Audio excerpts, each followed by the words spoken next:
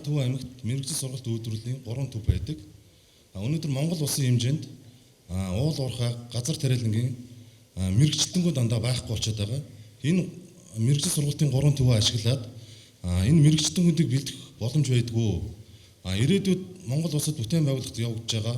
Жишээ нь Майдер Сити хот байна. Оросоос очиж байгаа хийн хоолой байна. Богдхан төмөр зам байна. Гэх мэт бүтээн байгуулалтын ажил дээр ямар мэрэгчлэлт хэрэгтэй байгаа юм бэ? Энийг мэрэгжил сургалтын үйлдвэрлэлийн төвөөрөө дамжуулаад сургалтын програмд нөөцлөлт оруулах боломжтой юу? Боломжтой бол манай Төв аймаг Монгол улсад хэрэгжиж байгаа том бүтээн байгуулалт. Явандаа ахаад хэрэгжих дахиад том бүтээн байгуулалтыг мэрэгчлэн манай Төв аймаг бэлдэх бүрэн боломжтой гэж би боддог. Манай Төв аймаг ажиллах хүчин бол байгаа. Ажилтгүй залуучууд маш их байна. Та энийг нэг анхаарал таваад өгөөч. Би Төв аймгийн уугуул иргэн. Тэгээд би Төв аймгаа юу гэж боддог вэ гэхлээр миний Төв аймаг Монгол улсын одоо эдийн засаг нийгмийн ихээхэн томоохон төвч явуулж байгаа аймаг. Ажил үйлсээрээ үнэхээр одоо нэр хүндтэй, гүйцэтгэх үүрэгтэй, онцлогтой ийм аймаг. Тэгээ миний мөрөөдөл бол миний Төв аймгийг үйлдвэрлэлийн хувьд нь, бүс нутгийн хувьд нь, эрхэлдэг аж ахуйн хувьд нь, улсын эдийн засаг нийгэмд оруулдаг бүс одоо газар нутгийн хувьд нь уул уурхайг стратегийн гэж зардаж болоод байгаа юм чинь миний Төв аймгийг Монгол улсын хөдөө аж ахуй, мал аж ахуй үйлдвэрлэлийн түүхийд хүнсний ийм стратегийн бүс нутаг болгож өгөөд манай Төв аймгийн олон мянган хөдөлмөрчдийн амьдралын баталгаа, нийгмийн баталгаа, үйлдвэрлэлийн үнэхээр одоо хийж чаддаг бүх юмнуудыг ийм баталгаатай болох их усурыг ерөнхийлөгчийн хувьд одоо та эрхийн одоо гаргаж ингэ шийдвэр гаргаж өгч бидний амьдралд тусалцаа зөвж өгөөч гэж хүсэж байна. Энэ 100 мод суманд одоо Төв аймагт тийм ээ ер нь амьдарч байгаа хүмүүсийг харахад хөгшчүүл, тэтгэврийн настай хүмүүс, эсвэл цэцэрлэг сургуулийн хүүхдүүд байна. Тэрийгээ дагаад зөвхөн төрийн албанд ажиллаж байгаа хэсэг бүлэг хүмүүс л энд амьдарч байна. Яагаад Төвийн бүсийн тулгуур төв одоо бүр 100 мод хот болох гээд байгаа ийм газар бийж энэ залуучуудыг яагаад дэмжиж ажиллаж болдгоо юм бэ? Тэр сум орон нутаг хөгжүүлэх сангийн төслүүд тэр халамжийн төслүүд яагаад энэ залуучуудыгаа дэмжиж хэрэгтэй хүнд нь очиж болдгоо юм бэ? Манай яг Төв аймагт ингээд залуучуудыг дэмжсэн бодлого дээр яг энэ төсөл дээр бол ерөөсөө яг аюу хит өндөр тийм шалгуур тавигдаад байна. Дид бүтэц гэдэг ямыг манай 100 мод сумын гэр хороололтаа ялангаа тавьж өгөөч. Зөвхөн 100 мод сум гэхгүй те бусад энэ сум манай 100 мод сум яагаад тэр Сүхбаатар Доронтын тэр сумууд шиг тийм ээ 05-га авсан хашаанда туртаа байшингаа бариад тэрийг дулаан цэвэр сангийн бүх холболтонд нь холбочоод амьдарч болдгоо юм бэ?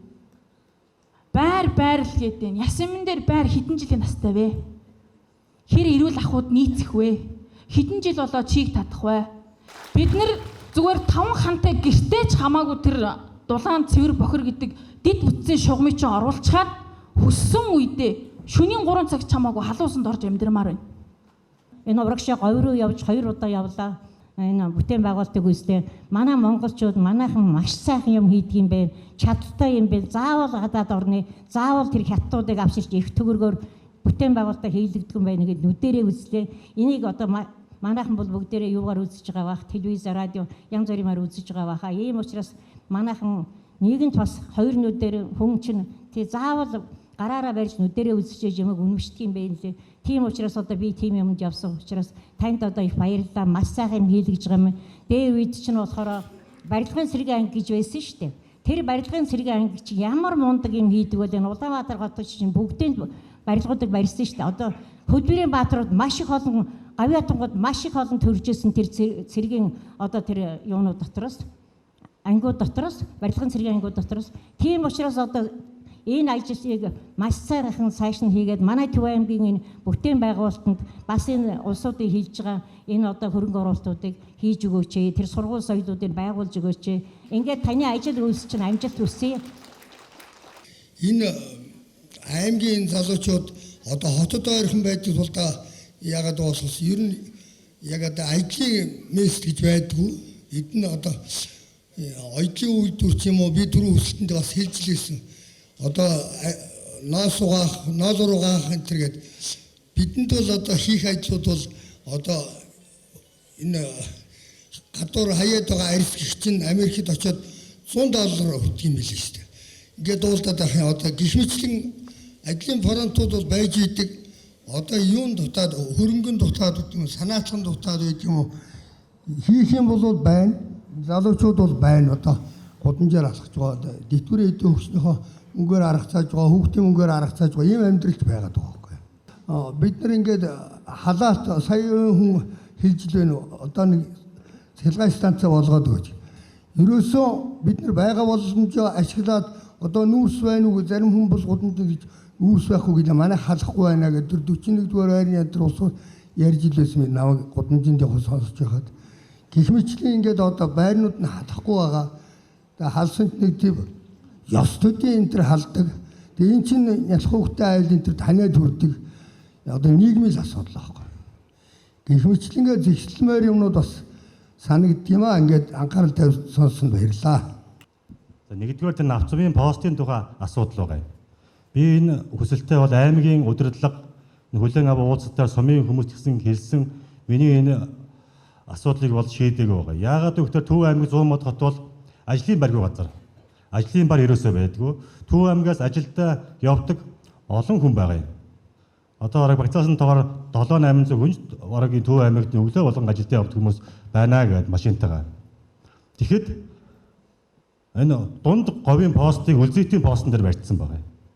Чойрын постыгаа болохоор энэ төрөлгөө зөвлөгийн уулзуурын хаагаа барьсан учраас Төв аймгийнхан өглөө явахдаа 1000 төгрөг, орой ирэхдээ 1000 төгрөг. 100 бод бол одоо иргэн болж төрсэн хүн одоо сард хэдэн төгрөг болж байна уу?